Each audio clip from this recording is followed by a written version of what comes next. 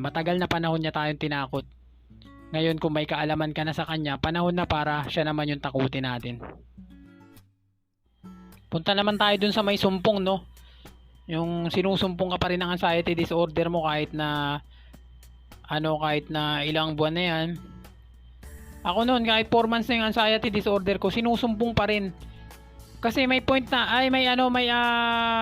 araw kasi na maganda yung pakiramdam mo, may araw na pangit yung pakiramdam mo, na experience ko yan. Tapos may araw na sinusumpong ako. Yung sumpong kasi nag-isip ka na naman ng mga negative. Yung masakit na naman yung ulo mo, nagpadala ka doon kaya ka sinusumpong. Sinangayunan mo yung sakit ng ulo mo, tapos bigla kang humiga, yung nagpatalo ka sa kanya, kaya ka sinusumpong. Ang pinaka the best way na dyan kapag sinumpong kayo, wag yung iisipin na nag back to zero kayo kapag sinumpong kayo.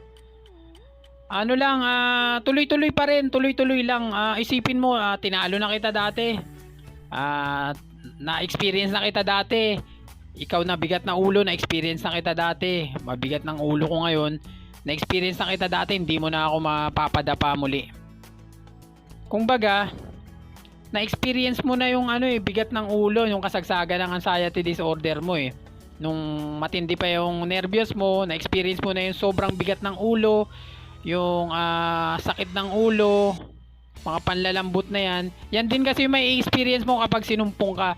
So lagi mo lang isipin na na-experience mo na siya dati, no? Kayang-kaya mo na siya. Huwag mong iisipin na nag-back to zero ka. Sadyang ganyan lang talaga. May time na sinusumpong tayo. May time na umaatake talaga siya. Ang pinaka-importante dyan, lagi mong iisipin na tinalo mo na dati ang anxiety disorder. Kinaya mo na siya, na-overcome mo na siya. Kumbaga, na-experience mo na siya. Hindi na siya bago sa'yo. So, baliwalain mo na yan. Ganyan lang yan pag inatake ka ng sumpong. Wag mong iisipin na nag-back to zero ka. Na-experience ko kasi din yan dati. Yung pasumpong-sumpong na yan.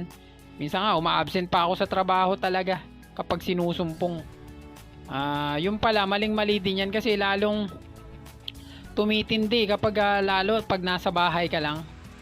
Lalo ka lang susumpungin kasi may stress ka. Ganyan, na-experience ko rin yan dati, yung mga paulit-ulit na sumpong na yan na naranasan ko pa nga dati. Basta sa isang week, lagi akong sinusumpong, hindi pwedeng sa isang week hindi ako sumpungin. Naranasan ko yan dati. Pero ikaw yung makakadiskubre ng lahat ng paraan. Ikaw yung makakadiskubre ng mga diskarte mo kapag sinumpong ka. Madidiscover mo lahat yan. Pati yung mga kahinaan ng anxiety disorder, madidiscover mo lahat yan. Kapag na-discover mo na yan sa sarili mo, alam mo na, may proper knowledge ka na sa kanya, doon naman siya unti-unting mawawala eh. Kumbaga babaliwalain mo na siya. Yung simpleng hilo, hindi ka na maapektuhan sa kanya.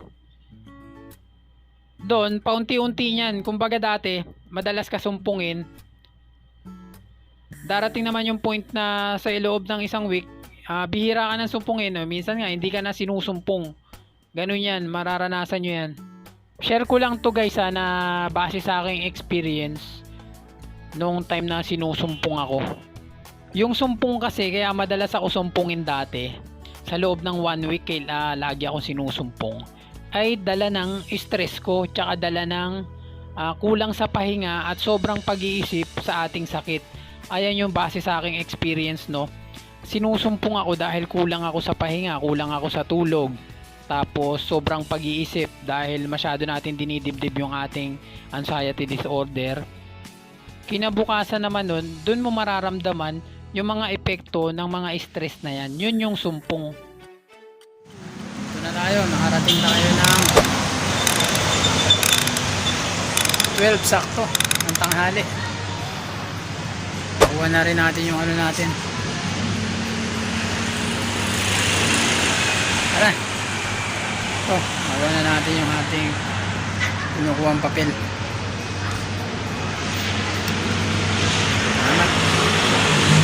Ulit. So ito guys, nakuha ko na yung aking papel. Galing na ako ng opisina sa Katipunan, Quezon City. So yan, pabalik na ako nyan. Pabalik na ako ng Paranaque.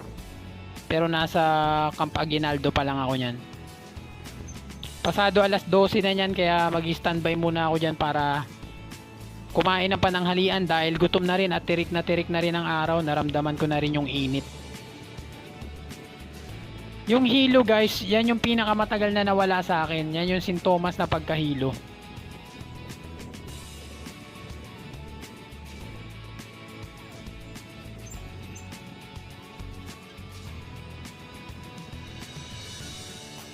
Pasado alas 12 na.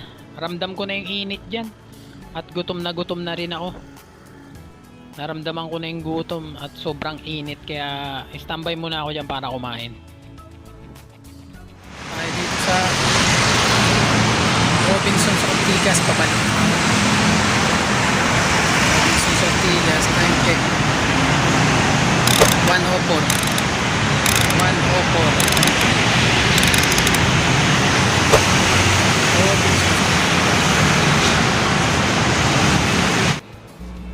So, nagpahinga ako ng saglit dito sa Robinson's Ortigas dahil naparami ako ng kain dun sa Cubao. Medyo bumigat yung tiyan ko at sobra na rin yung init. Grabe yung init talaga dito sa EDSA. So, ito na, padjak na naman tayo guys. Let's go! Balik tayo dun sa naputol kong sinabi kanina, no? So, ang pinakamatagal ko talagang sintomas na naranasan talaga yung pagkahilo. Naranasan ko yung ano dyan, yung halos nagbe-blurred na yung paningin ko sa sobrang hilo. Yung parang mamamanhid yung ulo ko. Yung feeling mo kumakapal yung ulo mo. Tapos feeling mo magkukulaps ka, bigla ka nalang babagsak. At lalong tumitindi yan kapag nagpa-apekto ka. Kapag binaby mo siya, kapag nagpahalata kang mahina ka, lalong tumitindi yung bigat ng ulo mo. Nawala lang yung bigat ng ulo ko nyan. Tapos yung pagkahilo ko, yung time na medyo nagkaroon na ako ng proper knowledge kay anxiety disorder. At yung time na wala na akong gaanong iniisip, yung time na relax na yung mind ko, yung time na nakakatulog na ako ng mahimbing sa gabi. Yan na, unti-unti nang nawawala yung hilo ko, unti-unti nang gumiginhawa yung pakiramdam ko. Diyan ko na experience yung ginhawa. Guys, the more na iniisip mo kasi siya, the more na nagpapa-apekto ka sa kanya, the more na dinidibdib mo siya, hindi siya mawawala sa isipan mo. Nandiyan pa rin yung hilo talaga. Yan yung pinagmumulan yan. Base sa aking experience guys. So kapag naging relax na yung isip nyo, kapag sumasagi na lang sa isipan nyo yung sakit nyo, hindi nyo na siya gaanong dinidibdib, dyan unti-unting bibitaw yung mga sintomas guys.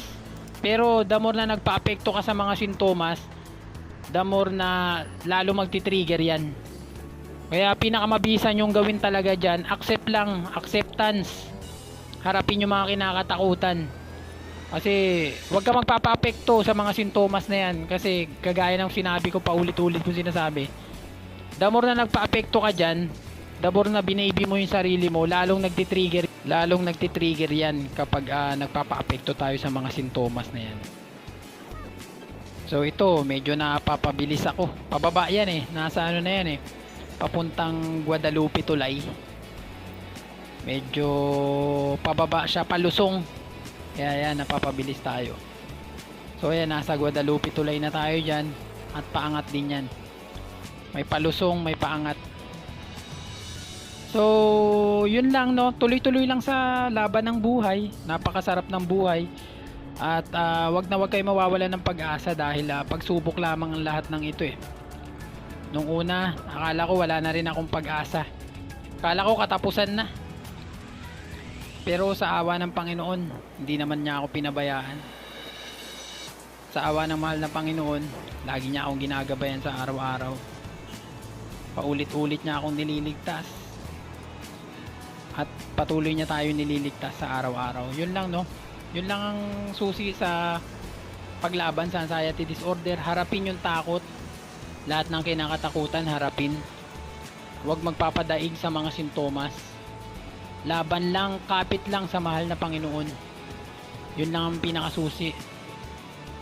Pilitin mo yung mga dati mong ginagawa. Gawin mo pa rin yun. Yung takot talagang dadating tayo sa point na ganyan. Matatakot tayo sa umpisa. Pero dapat patuloy natin nilalabanan yung takot natin nang sa ganun ay nasasanay yung ating isipan na labanan yung anxiety disorder. Kasi sa isip lang naman natin yan eh. Lahat ng sintomas sa isip natin, lahat ng yan gawa ng sarili nating isipan. Kaya nagtitrigger yung mga tinatanim nating mali sa ating isipan. Ayan yung pinagmumulan ng lahat-lahat. Yung pagka may naramdaman kang isang mabigat na sintomas, iniisip mo kaagad may malala kang sakit.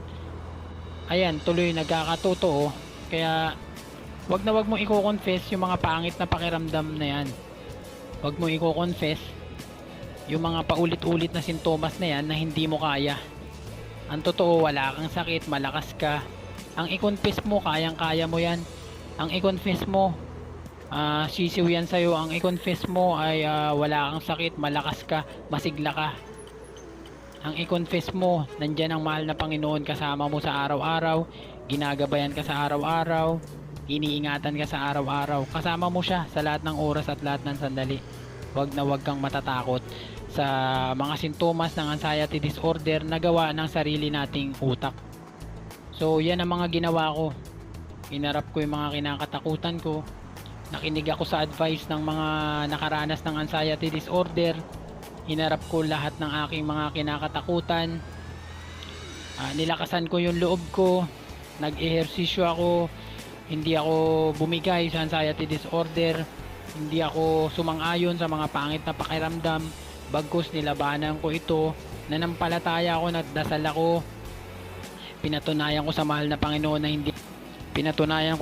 Panginoon na kaya ko, hindi ako natatakot sa mga sintomas na ito.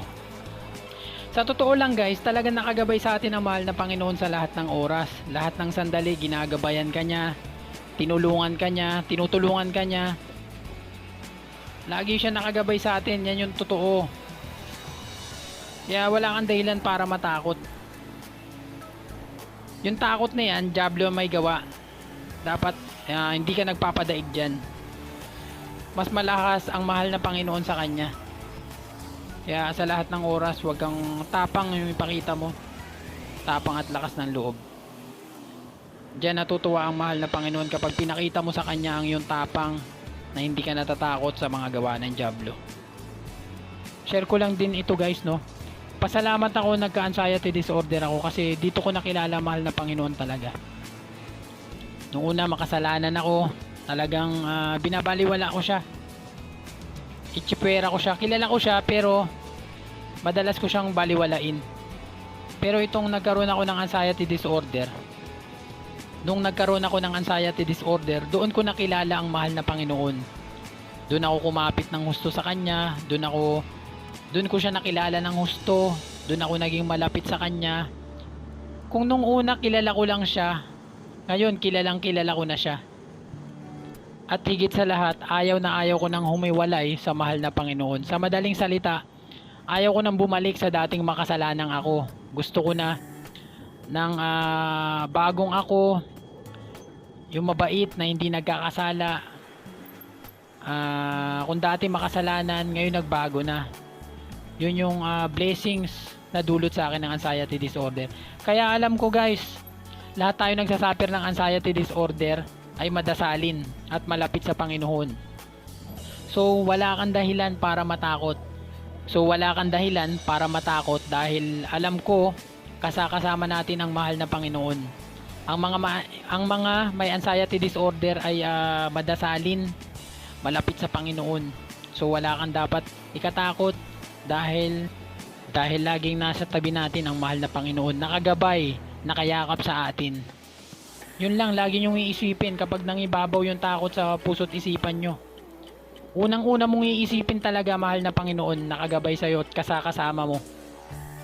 Magdasal ka lang. Lakas ng loob ang ipairal mo. Huwag kang magpadaig sa takot. Lakas ng loob ang ipairal mo at isipin mo na lagi mong kasama ang mahal na Panginoon. Hindi niya tayo pababayaan sa lahat ng oras, lahat ng sandali. Ulit dito sa may Makati. Ayan, time check. 1:50. Mag alas 2 na, 10 minutes.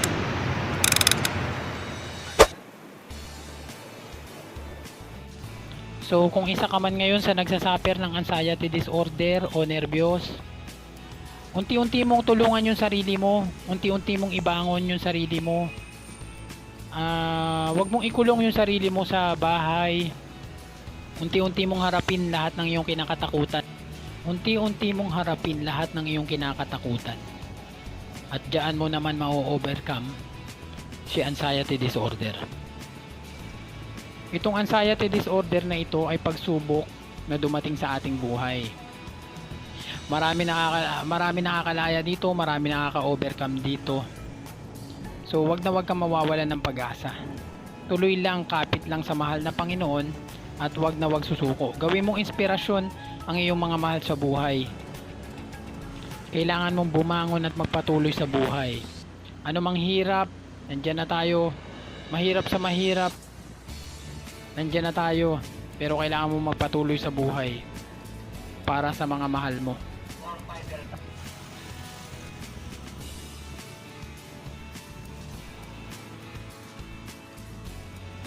So maraming salamat classmate. Maraming salamat guys. Sinamahan nyo muli ako sa aking pagbibisikleta. Higit sa lahat, maraming salamat sa mahal na Panginoon at ginabayan niya tayo sa ating pagbibisikleta mula Parañaque hanggang Cubao. So thank you guys. Maraming salamat. Patuloy kayo sa pagsuporta sa ating channel. Paki-like, paki-subscribe, paki-share na rin at mag-iwan ka na rin ng comment kung meron kayong mga katanungan. At kung masasagot ko yan ay re-replyan ko. Maraming salamat guys. See you on my next video. Salamat. 갑자기 내게 나타나준 너. 난 아무 말도 할 수가 없었지. 첫눈에 반한다는 이야기가 널 보는 순간 이해가 됐어. 매번 야야야야야 불러 널 야야야야 내 맘을 고백하려고 타이밍만 보는 나. 그런 나를 넌 보며 왜 그러냐고 묻네 너 때문에. I'm going crazy. I'm going crazy. 무뎌져 버린 내 가슴이 뛰어. I'm going crazy. Yeah. 시간은 계속 흘러만 가고 기다리다 지쳐 그만 널 놓칠까봐